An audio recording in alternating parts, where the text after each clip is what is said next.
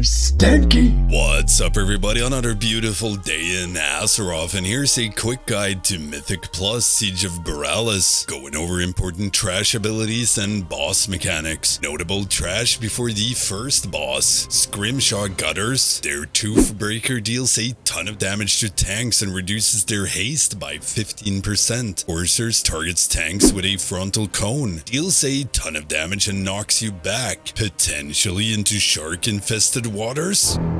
Now the ever so lovely Black Tar Bombers targets a random player's location with Burning Tar, deals a ton of damage on impact and spawns a puddle. Fire Bad, never dares a Wave Shaper, make sure to interrupt their watertight shell, puts a 90% DR on a random mob that explodes when it expires, dealing damage and stunning everyone. Use any spare kicks for their Brackish Bolt. Now the Irontide Raiders pulls everyone into them and usually follows with a Savage Tempest. Don't hug the raider during this boss. We have Chopper Redhook. Boss will fixate random players for 20 seconds at a time, so it does not need to be tanked. Instead, tank picks up the ad that spawns throughout the fight. The Irontide Cleaver has a frontal cone aimed at the tank. Heavy Slash deals a ton of damage and stuns players hit, which is less than optimal, so always face these away from the group. You can also crowd control these, sheep, trap, etc. And again, the powder shots here deal a high amount of damage to random targets, so healers, keep an eye on that. Now the players fixated by boss needs to kite Redhook through the ordnance bombs around the room. Doing so deals a lot of damage to boss, stuns him, and increases his damage taken by 50% for 10 seconds, which is a remarkably good place to pop Bloodlust and DPS cooldowns. Now the bombs on the ground also explode after 50 seconds, dealing near lethal damage to the group. So if needed, tanks or a DPS with a strong defensive can soak them. And following a boss stun, or if you fail to stun him within 20 seconds, he hooks everyone in and casts Gore Crash, a 10-yard AoE.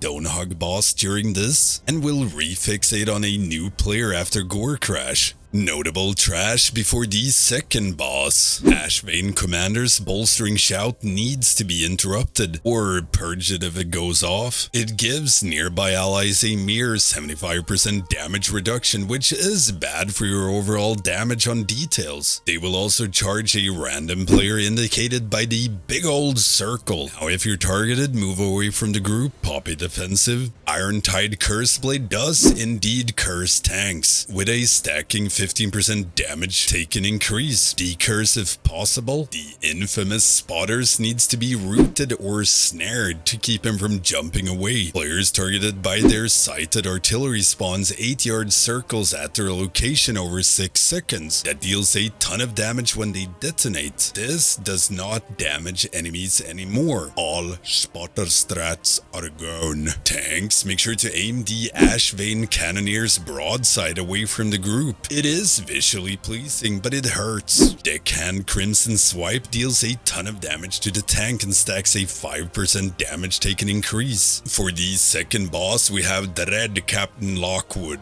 Make sure to always keep a root or snare effect on her at all time, or she jumps away. If no one is in melee, boss does a gut shot, dealing a ton of damage and applies a dot to random targets. Tanks, make sure to aim clear the deck away from the group. Healers, beware of Fiery Ricochet, deals damage and bounces to 3 nearby players and applies a dot. Great place for one of those defensives, or just heal forehead. During mass bombardment, players spawn circles underneath them that goes boom boom after a bit. They can move as a group to keep these stacked, and range can do range things. 66 and 33%. Boss goes on a tea break and sends out her crew. You will get 2 deckhands and a cannoneer. Aim cannoneer away from group and cleave them all down. The cannoneer drop their cannon when it dies. Pick it up and use the extra action button to interrupt the boss, and the fight repeats. Notable trash before the third boss: watch out for bananas. The Demolisher's terrifying roar fears players hit by it. Don't hug Demolishers during this. Make sure to interrupt Pillager's Stankie Vomit, which is a deceased dot. Can cleanse it if DPS fails to kick, which almost never happens. Make sure to interrupt the Bilge Rat Tempest Choking Water. a 6-second silence which can be dispelled. Also want to make sure to Decease Cleanse Cutthroat's Rotting Wounds, which is a dot that reduces healing taken by 25%. And the Buccaneers Ghost Banana 7-yard AoE around them, which also spawns bananas you can slip on. And there is a bunch of them. And the Ashvane Sniper Pack can be a bit scary. Their ricochet deals a ton of damage to random players. You can move out of line of sight if you're targeted by this, or pop defensives. Now if you have access to Soothe, make sure to remove the Enrage from destroyers. Their Ferocity and Rage increases haste by 65%. Invaders apply stacking poisons.